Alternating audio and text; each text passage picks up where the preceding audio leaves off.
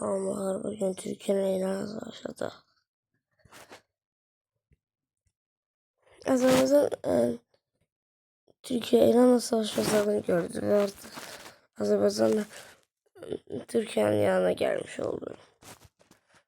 Saldırmaya başladı ve Türkiye de dedi ki bu torpakları ne verir.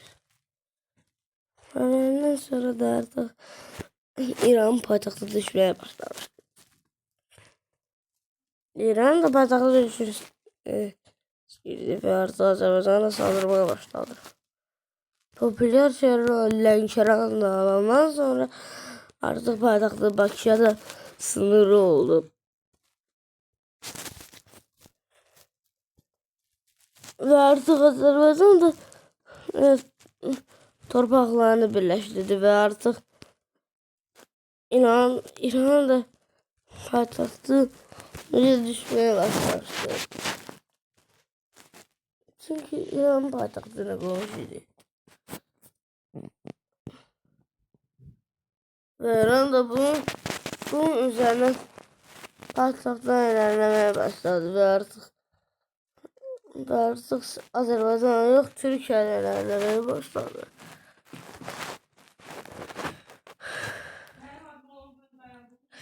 Ve artık Türkiye'de püskürtmeye başladı ve artık Türkiye bunun yerine işgal etmek yerine ulti atmaya karar verdi.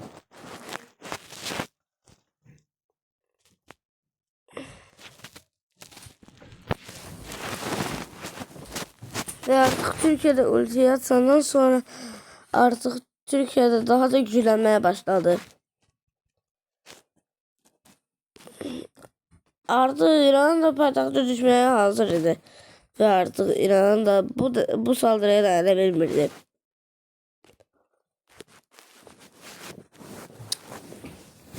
Ve bunu sen Rusya'dan kömək istədi. Ve artık Rusya'da Azerbaycan'a saldırmaya başladı. Ve popüler şehir olan Şəkini ondan sonra da artık Azerbaycan da bu iki saldırıya dayanabilmirdi. Ve artık Azerbaycan da öz gücüyle püskürtmeye başladı. Ve artık Azerbaycan da daha da güçlenmeye başladı. Azerbaycan'ın da artık güçlü bir ordusu var idi. Ve artık Türkiye'nin de torpaqlarını geri aldıktan sonra da artık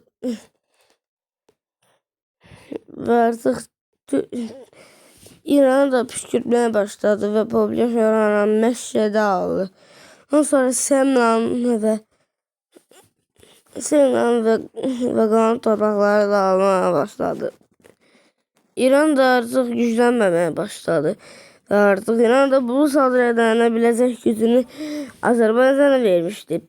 Ve artık Azerbaycan'ın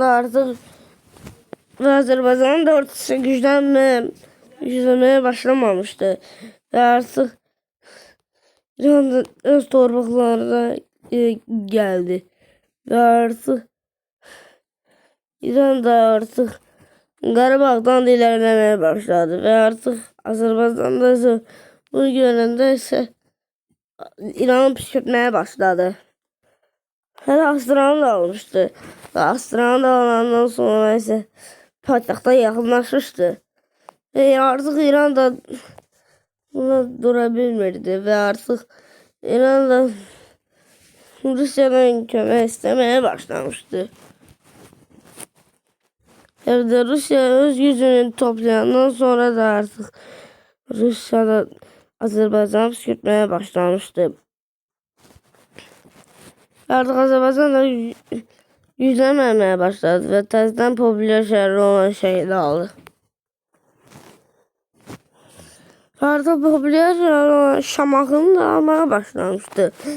Ve artık Rusya Azerbaycan payitaxtına da yaxınlaşmaya başlamıştı. Azerbaycan bunu yoxlayabilmirdi. Ve artık ise bunları yok etmeye başlamıştı.